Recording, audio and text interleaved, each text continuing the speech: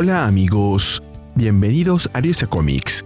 Aquí les traigo Absolute Catwoman número 1 con guion de Scott Snyder y Che Grayson y arte de Bengal. Aquí está la lista de reproducción de Absolute Batman. Espero que les guste. La historia comienza en Londres, Reino Unido, en una noche de lluvia intensa. Alguien reflexiona sobre lo que impulsa a una ladrona de primer nivel.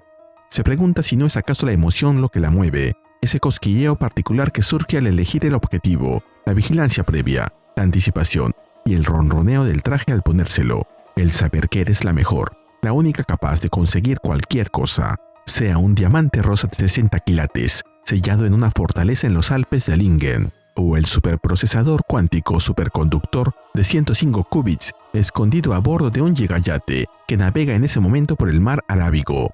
Hacer lo que sea necesario para poner las manos en esa cosa nueva y brillante. Mientras tanto, vemos a Catwoman, Gatúbela, arrastrándose por el suelo, en el interior de un apartamento de lujo, retirando una pintura de Van Gogh para revelar una caja fuerte e introduciendo la contraseña para abrirla. En eso, una sombra se proyecta sobre ella, la sombra de alguien con unas orejas enormes. La ladrona se gira para ver quién es y recibe un saludo como respuesta, mientras que la voz continúa con su reflexión sobre lo que impulsa a una ladrona a hacer lo que hace, porque eso no aplica con ella. Nada de lo que describió antes significa nada para ella. Activa un arma y le dispara a la ladrona con el traje de Gatúbela, derribándola para luego presentarse. Su nombre es Selina Kyle. Ella es Absolute Catwoman. Como comentario, si creían que la ladrona del inicio era Catwoman, es porque esa es su versión más conocida en el universo principal de DC. La Absolute Catwoman tiene un casco que le cubre toda la cabeza. No sabemos si lo consiguió del Joker o de Black Mask, pero se parece bastante al que este último usaba antes de que Batman se lo destrozara con sus orejas desmontables al final del primer arco de Absolute Batman. Luego vemos a Selina, de pie, sosteniendo una pistola en una mano, observando a la ladrona que derribó. Piensa que mirarla es como mirarse en un espejo de feria. La imagen está ahí, pero las proporciones están todas mal. Sabe que el analgésico opioide que los dardos tranquilizantes ya circula por su torrente sanguíneo, lo que le da tiempo para pensar. Le ordena a Jonesy que inicie el escaneo. Jonesy le informa que la desconocida no tiene huellas digitales ni identificación, que su ritmo cardíaco es de 55 pulsaciones por minuto, pero que todos los demás signos vitales se mantienen estables. Selina le pregunta a la intrusa si acaso solo tenía ganas de intentar un gran golpe ahí, en su propio apartamento. En ese momento, Jonesy lanza una alerta. Se han detectado intrusos adicionales. Una ráfaga de disparos estalla en el interior del apartamento, mientras Catwoman se lanza al suelo, cubriéndose tras un mueble.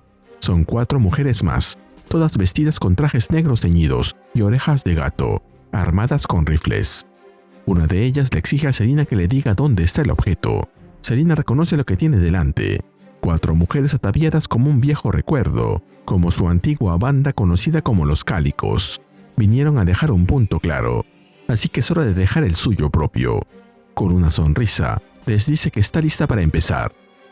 Mientras se lanza sobre ellas, piensa que pueden destrozar el apartamento y llevarse lo que quieran, porque nada de eso le importa. Lo único que tiene valor para ellos es una vieja postal que vale menos de 1 centavo y que nunca la encontrarán. Piensa además en la diferencia entre lo que llevan puesto y lo que ella usa. Para ellas, el traje es solo eso, un disfraz. El látigo, un accesorio. Las orejas, pura teatralidad. Para Selina, todo es funcional. Su traje está fabricado en Kevlar, segmentado de pies a cabeza. La cola es de acero al carbono, conductora y prensil, y responde a señales neurológicas sin necesidad de usar las manos. La oreja izquierda del casco contiene un generador de pulsos electromagnéticos portátil. La derecha es su pequeño secreto. Finalmente, las intrusas se retiran. Selina lo interpreta al principio como una señal de que comprendieron su situación, pero entonces escucha los pitidos y huele el Semtex, y entiende que ellas no huyeron por miedo, sino porque Selina no había visto la trampa que tenía justo delante. En eso, la bomba detona. La explosión arrasa con el departamento en una bola de fuego que consume todo a su paso. Selina sale despedida por el aire entre los destellos del estallido, mientras piensa que ese es el momento perfecto para soltar el chiste sobre las 9 vidas de los gatos. Sin embargo, Lo que ocupa su mente mientras vuela por el aire es una imagen muy concreta, la de romper cada hueso del cuerpo de quien tendió la trampa, uno por uno, como venganza. Finalmente, añade un último pensamiento para sí misma. ¡Feliz cumpleaños! Nos movemos a esa mañana. Selina está recostada en su cama. Una llamada entrante la interrumpe. Es Dante Calderone. Selina acepta la llamada. Dante le pregunta cómo se siente tener 25 años. Ella responde que le falta cafeína. Él le pregunta si pasará por la villa esa semana. Selina se levanta envuelta en una bata y le pregunta qué tan cerca está de terminar su tarea. Dante le informa que va muy avanzado y que pueden organizar una visita cuando ella lo prefiera. Le pregunta qué día de esa semana le vendría bien, pero Selina lo interrumpe y le dice que hoy puede estar allí en unas horas. Selina se despide de Dante y le dice que solo le quedan un par de cosas por completar ahí.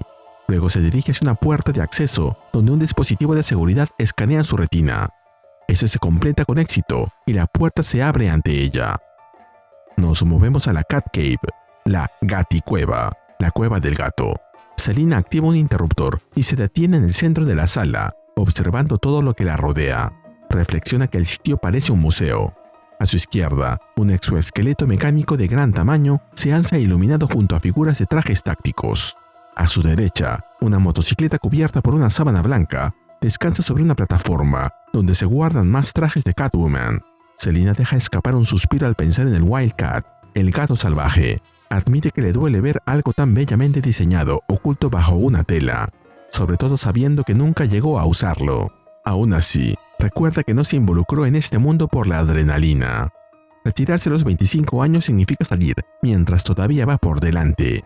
Todo el equipo que la rodea, cada herramienta y cada traje ha cumplido ya su función. Su mano vuelve a presionar el interruptor. Concluye que ha terminado. Ya no puede mirar atrás.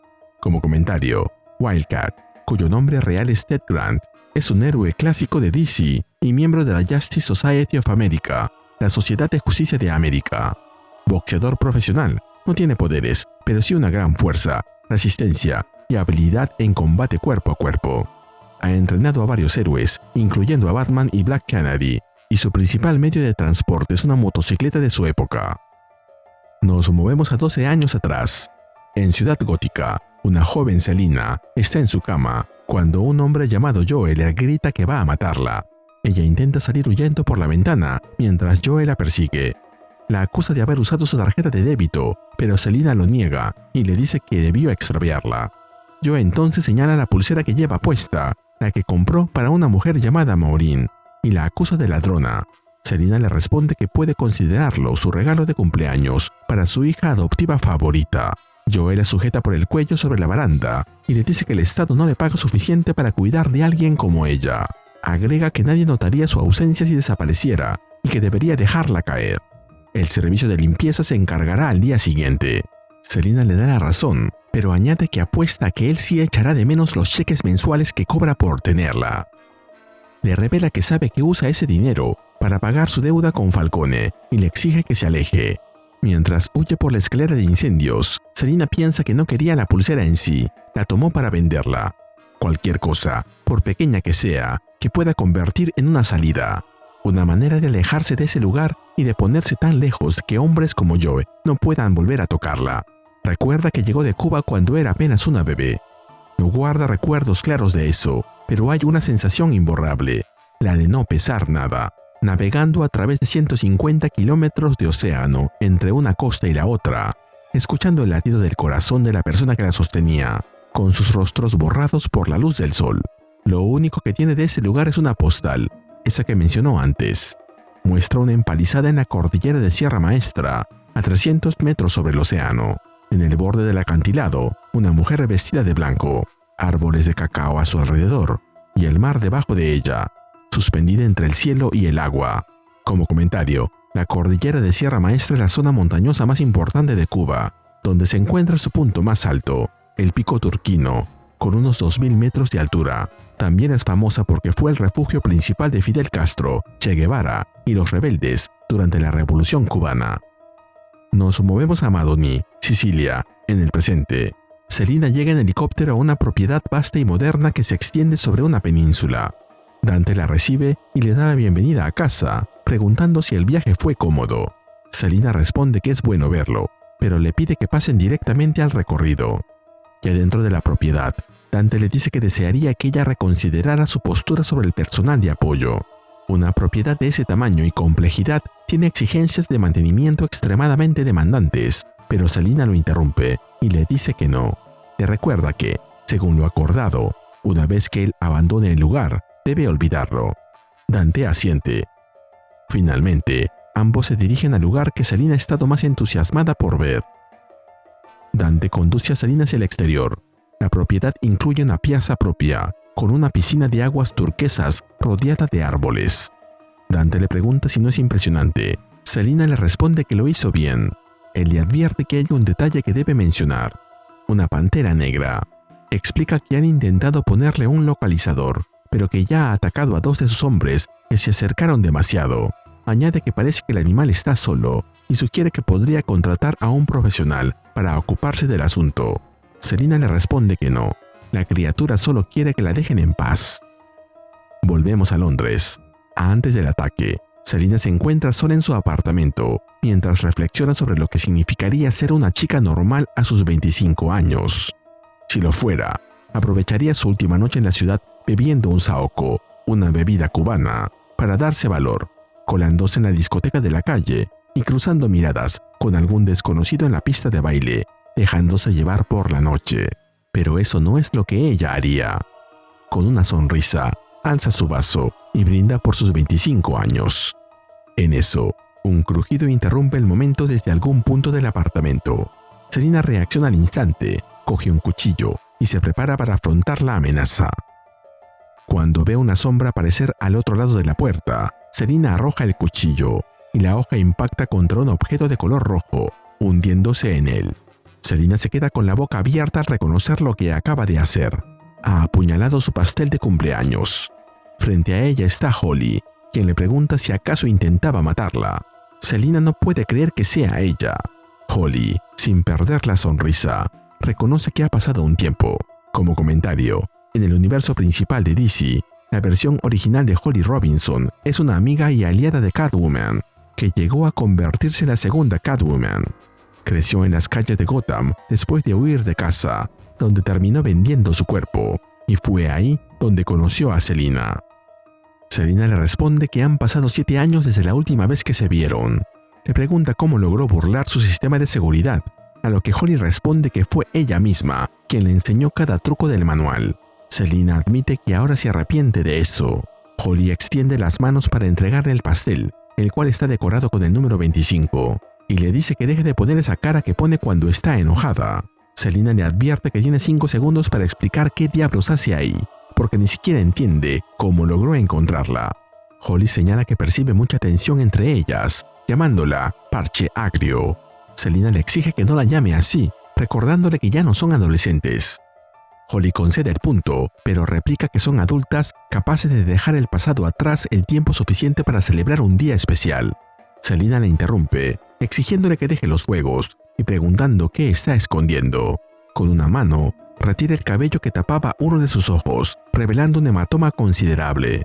Holly le pide que deje de hacer eso y que simplemente corte el maldito pastel. Sin hacerle caso, Selina le dice que algunas cosas nunca cambian. Nos movemos a 10 años atrás, a Ciudad Gótica. Una joven Selina está sentada en el borde de una azotea, con un pequeño gato anaranjado a su lado. De pronto, una joven Holly, con unas esposas colgando de su brazo, irrumpe jadeando desde la cornisa. Le grita a Selina que haga como que no la vio y le pregunta dónde puede esconderse. Selina señala un agujero en la pared. Mientras se introduce en él, Holly alcanza a gritarle que le debe una y desaparece. En el presente, Selina recuerda que se enteró después de que los policías habían perseguido a Holly desde la comisaría central por haberle pasado de contrabando un destornillador impreso en 3D a su madre, que estaba encerrada ahí. Segundos después, 2 policías llegan al techo, exhaustos.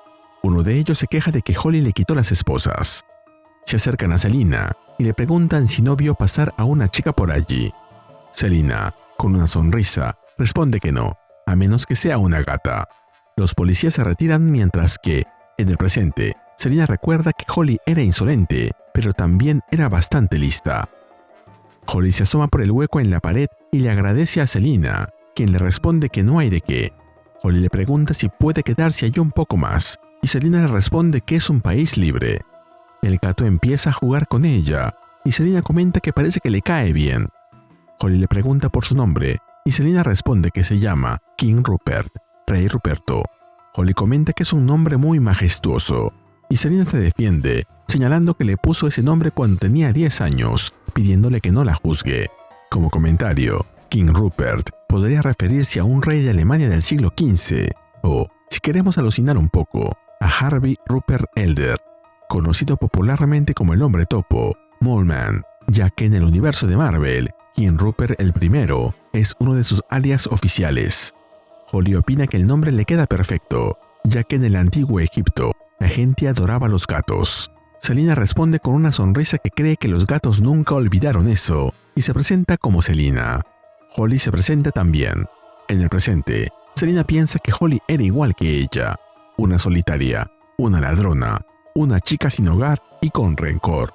Por un tiempo pensó que tal vez no tenía que estar sola. Al descubrirse el rostro, Holly revela un moretón en el ojo. Selina le pregunta si le duele. Holly le responde que no es nada que un dulcecito no pueda arreglar, mientras mira la caja que tiene entre sus manos. Selina le pregunta si los policías la persiguieron hasta allí por un pastel. Holly ríe y admite que no exactamente. Luego, con una sonrisa traviesa, le pregunta si quiere saber un secreto. No es un simple pastel. Volvemos al presente. Holly sostiene el pastel entre sus manos y responde que le dirá la verdad. Hay un trabajo de por medio, pero no puede hacerlo sola. Selina le contesta que ella solo trabaja sola desde hace tiempo y que Holly sabe por qué. Holly acepta que lo que ocurrió en el pasado estuvo mal y piensa en ello todos los días, pero eran un equipo. No solo ella y Holly, sino todas ellas. Y Selina solo se largó, como si ni siquiera le hubiera importado. Selina estalla. Claro que le importaba. Le importó demasiado y pagó el precio por ello. Holly le dice que lo siente y que esta es la última vez que le va a pedir un favor. Selina baja la voz y le hace una sola pregunta: ¿si acaso no ha sacrificado ya suficiente? Holly responde que Selina tiene razón, pero lo dice con ironía, señalando que su vida parece muy difícil en ese lujoso apartamento. Le entrega el pastel rosado y le desea feliz cumpleaños. Mientras Holly se marcha, Selina le pregunta si todavía puede salir de lo que sea en lo que está metida y si va a estar bien. Holly vuelve a sonreír y le responde que no pierde el sueño por ella, ya que Selina sabe que siempre cae de pie. En el presente, Selina piensa que a Holly siempre le gustaron los juegos de palabras, igual que amaba los disfraces y la emoción de todo. Por eso las cosas con los cálicos terminaron como terminaron. Holly nunca creyó que pudieran ser atrapadas, hasta que todo se vino abajo. Selina, de nuevo a solas en la cocina, enciende las velas del pastel. Luego las sopla y las apaga. Mientras tanto, en el presente, recuerda la postal de la que había hablado antes y añade que tenía un mensaje escrito en el reverso. Decía: nuestro corazón. Estaba firmada con 10 nombres diminutos que Selina apenas lograba descifrar. Se pregunta si acaso eran su madre, su padre, sus hermanos o sus primos. Nunca lo sabrá con certeza. En el pasado, Selina corta el pastel con el cuchillo, pero cuando observa dentro de él, comprende que Holly le ha dejado algo. Un pequeño objeto esférico azul que sostiene en la palma de su mano, mientras se pregunta qué demonios es eso. Mientras tanto, en el presente, Selina recuerda que esperó años para tener noticias de cualquiera de las personas en la postal, ya fuera una visita, una llamada, otra postal o cualquier cosa. Con el tiempo, comprendió que nunca iban a venir. Estaba sola. Selina ve cómo una sombra se proyecta en la pared y se pregunta por qué no se activa la alarma. Pero pronto se da cuenta. Fue gracias a Holly. Rápidamente se agacha y se aleja de ahí. Luego la vemos poniéndose el traje de Catwoman, los zapatos de tacón y, finalmente, el casco y los guantes. Mientras que, en el presente, continúa recordando. La imagen en el frente de la postal, la de la mujer al borde del acantilado, todavía significa algo para ella. Pero esos 10 nombres diminutos se sentían como 10 promesas rotas. Por eso los tachó, y eso es lo que la trae de vuelta. Este momento, en el que se encuentra cayendo a velocidad terminal mientras su equipo ha quedado dañado por la explosión. Mientras cae, le ordena a Jonesy, que no sé si tendrá algo que ver con Waylon Jones, que despliegue la red de fibra de carbono inmediatamente, pero es muy tarde. Aunque Jonesy lo hace, el impacto le arranca un rugido de dolor. El sistema de su traje evalúa sus biométricas y registra 2 lesiones, un hombro dislocado y un tobillo roto. Aún así, Catwoman advierte que esto no ha terminado, ya que ve pasar por delante de ella varias motocicletas, conducidas por las Gatúbelas de Gamarra. Catwoman mira hacia arriba y piensa cómo esas imitadoras destruyeron su penthouse, y con él cualquier posibilidad de comenzar de nuevo. Finalmente, concluye que, al parecer, va a tener que usar el Wildcat. Al menos una vez. El Wildcat sale disparado de la Gaticueva con un rugido profundo que retumba entre las paredes. Con el visor activo y los ojos fijos al frente, Selina le ordena a Jonesy que los encuentre. El sistema de rastreo responde de inmediato. Hay 7 posibles agresores detectados. La interfaz del visor despliega marcadores sobre la calle. Catwoman pregunta cómo puede haber 7 si en su apartamento solo había 5. Jonesy le informa que el escaneo continúa. Identifica el 7º objetivo como Holly Robinson. Catwoman maldice al reconocerla y deduce que el individuo que la acompaña debe ser la líder del grupo. Entonces recuerda haber percibido otra presencia en las sombras dentro de su apartamento, lo que le revela que no iba tras ella, sino tras otra cosa. Le ordena a Jonesy que active la visión radiográfica para escanear lo que la motociclista lleva en la espalda. El escaneo se completa y confirma que la mujer misteriosa se llevó a Holly, pero también se llevó su pequeña sorpresa de cumpleaños, el objeto esférico que estaba dentro del pastel. Sea lo que sea esa cosa, parece que vale la pena matar por ella. La líder del grupo se percata de que Selina viene detrás y esta activa el modo Apex del Wildcat. Catwoman ve que delante de ella una explosión estalla en plena calle, lanzando vehículos por los aires, y entiende que su enemiga lo ha hecho para frenar su avance, pero no lo va a lograr. La cuenta regresiva llega a su fin. El modo Apex se activa y el Wildcat se transforma en una bestia mecánica con 4 patas, que no tiene nada que envidiarle a los Transformers de Beast Wars, tampoco al Batimóvil de Absolute Batman. El Wildcat da un salto y se prepara para superar la pila de vehículos destrozados que tiene delante, mientras que Catwoman reflexiona sobre una lección que aprendió poco después de llegar a los Estados Unidos, durante sus primeros pasos por el orfanato. Cuando alguien descubre que algo te importa, lo que quiere es arrebatártelo. El Wildcat se impulsa y atraviesa la barrera de autos, saltando sobre ellos, uno después del otro, para retomar su forma de motocicleta luego de haber superado al último. Mientras tanto, Selina continúa con la segunda parte de la lección. Cuando alguien te arrebata algo, solo hay 2 caminos posibles. Te enseñas a ti misma a que no te importe, o golpeas el doble de fuerte. Catwoman acorta distancia con la líder del grupo de Gatúbelas Bamba y le grita a Holly que pronto la rescatará. Le extiende la mano para sujetarla, pero la secuestradora hace una maniobra y gira la motocicleta 180 grados. Catwoman reconoce que es buena y se pregunta si acaso quiere combatir sobre 2 motos en movimiento a más de 160 km por hora. Se pone de pie y le grita a su oponente que le devuelva a su amiga, pero la respuesta viene en forma de 2 espadas. El combate se desata sobre las motos en movimiento. Selina ataca con su cola retráctil, pero sus ataques son fácilmente bloqueados. Intenta conectar una patada, pero el bloqueo aparece de nuevo, y luego recibe otra patada de vuelta que la derriba. Catwoman reconoce que no está acostumbrada a pelear tan duro, mientras que Holly forcejea por liberarse, inútilmente. Selina se sujeta de la moto, se impulsa con fuerza y se lanza contra el enemigo, mientras piensa cómo, incluso cuando ejecuta un movimiento demasiado suicida para que su rival no pueda anticiparlo, la respuesta llega de todas formas. Se lo bloquea sin emitir un solo sonido. El intercambio de golpes continúa, aunque ninguna consigue conectarlos. Selina se pregunta, ¿quién diablos es esa mujer? Si aprecias lo que hacemos en Ryuse Comics, regálame un me gusta, suscríbete y activa la campanita. Gracias. Saludos a Search Rip. Selina recuerda que fue Waylon quien le enseñó a pelear en la calle, con movimientos de UFC y boxeo.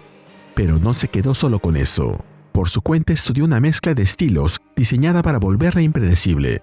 Al mejor estilo de Absolute Batman, comenta que estudió Sambo, Muay Thai y Judo, además de Capoeira y Taekwondo, todo para nunca repetir el mismo patrón.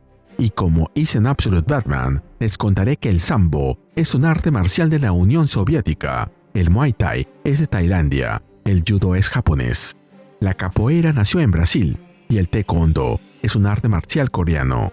Selina comprende que su oponente mantiene el ritmo, golpe por golpe.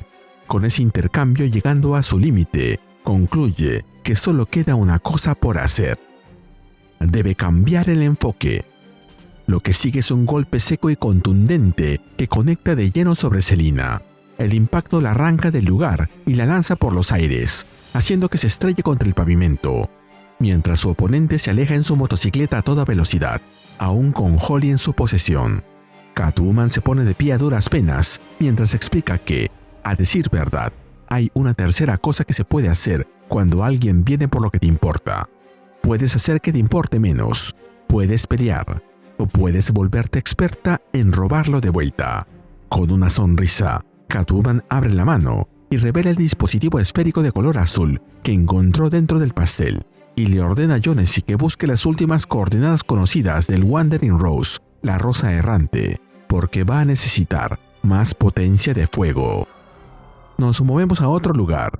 En un edificio abandonado, la motociclista aparece junto a Holly, quien le pide que, si va a matarla, al menos lo haga en un lugar donde pueda ver las estrellas. La mujer la ata a una tubería y la sienta en el suelo, cuando en eso recibe una llamada en su teléfono. Ella la acepta.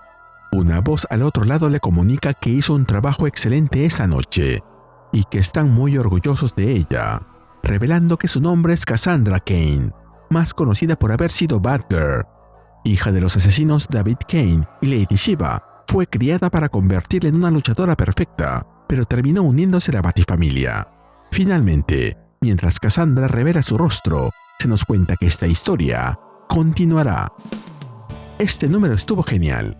Lo primero, la apertura es muy inteligente.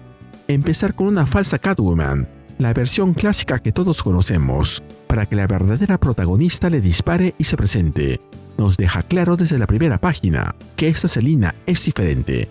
Esta Selina es, prácticamente, la versión femenina del Batman del universo principal de DC. Depende de la tecnología, tiene gadgets avanzados, una motocicleta impresionante y hasta su propia Gaticueva. Su voz interna y su actitud solitaria recuerdan al Bruce Wayne de los años 80, y eso contrasta muy bien con el Absolute Batman, ese gigante callejero y sin un centavo. Eso sí, con una diferencia clave. Selina no está obsesionada con Gotham ni con nada. Su plan era retirarse a los 25, una meta quizá ingenua, porque todos sabemos que eso nunca iba a pasar.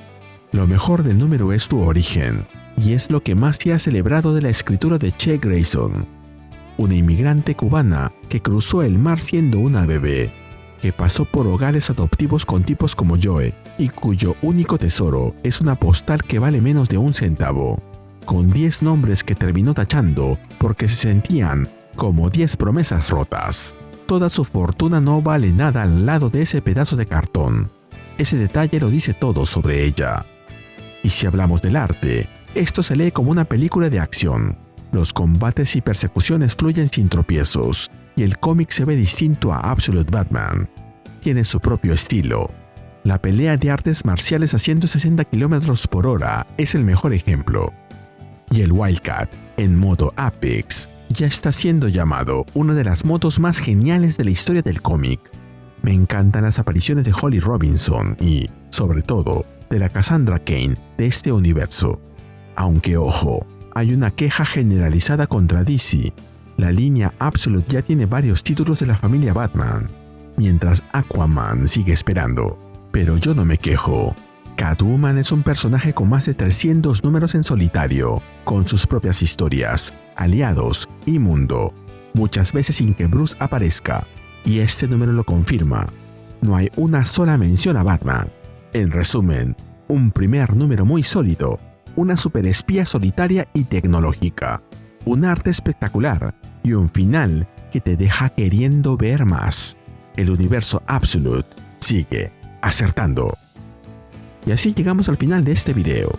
¿Qué te pareció este número? Dímelo en los comentarios y mandaré saludos en el siguiente video de Ariose Comics. Nos vemos allí.